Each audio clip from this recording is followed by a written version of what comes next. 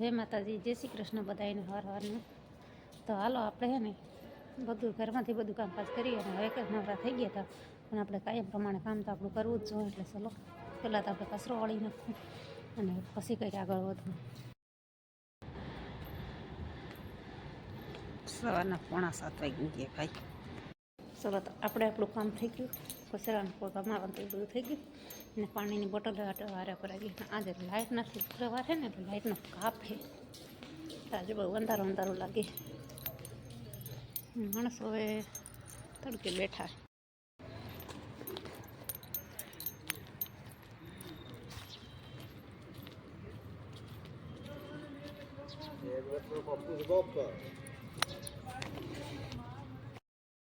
ચલો તો હે ને હવે વાગી ગયા છે 6 અને અત્યારે 6 વાગ્યે ઘેરે આવ્યા. આવીને ચા પાણી પીધા, દીવાબત્તી કર્યા અને હજી તો આપણું કામ બધું એક પડી જ છે, વાસણ ને કપડાં. તો હાલો ધીમે ધીમે હે ને આપણું કામ પૂરું કરી લેવું, પછી આપણે આગળ તૈયારી કરવું. થઈ ગયા હતા અને ઉપર આવવાનો વારો આવ્યો હતો, પણ અહીંયા હે ને 1 મહિના દીએ વારો આવ્યો અને આજ માંડવીની ગાડી આવી. ઉતારીને કઈ પાલા પડે એની તો કાંઈ ખબર નથી.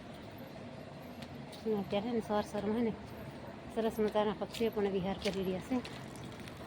અહીંયા હે ને ખેતરમાં જવું ને તો સરસ મજાનો નજારો આવી રહ્યો છે. બધે ઘઉંમાં 2 પાણી વળાઈ ગયા, તુવેરને સરસ મજાના ફૂલ આવી ગયા અને આ બાજુ ધાણાને સરસ મજાના ફૂલ આવી ગયા. એટલો નજારો સરસ દેખાય ને તો ઘડીક વાર જોયા રાખે એવું બધું લાગે. અત્યારે તારમાં હે ને ઠંડીનું પ્રમાણે બહુ જ વધી ગયું છે અને હવે આ ખેતી પાકતા શું વાર લાગશે. હમણાં 2 મહિનામાં તો પાકીને તૈયાર.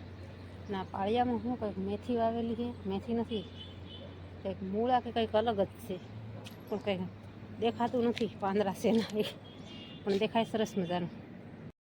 શિયાળાની મોસમ ને વાવણી તે જો ચોમાસાના બાજુમાં રાખે એવી.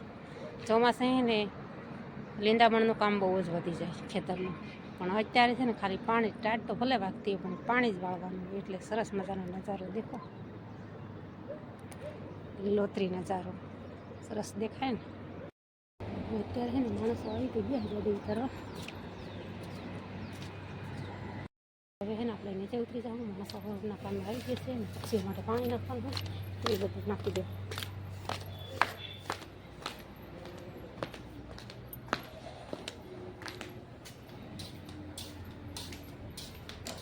ચલો આજે કંઈ આપણે આવે છે નાખી દઈએ પાણી.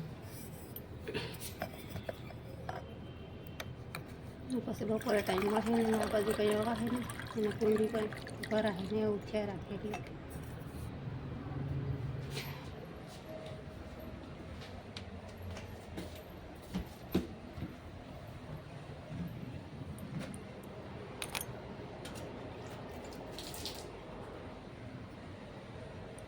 ચલો આપણે એને પક્ષી માટે પાણી નાખાય છે. મેદાજી નવરા થાય તો અહીંયા સર નાખી દે.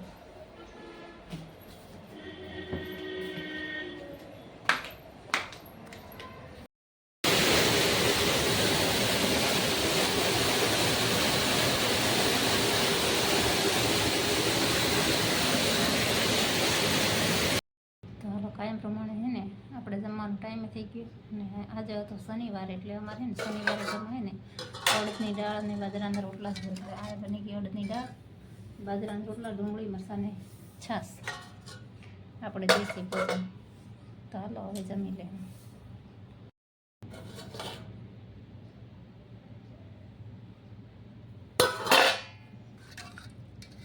અડદની દાળ, બાજરાના રોટલા, મરચાં અને ડુંગળી છાશ, દેશી ભોજન.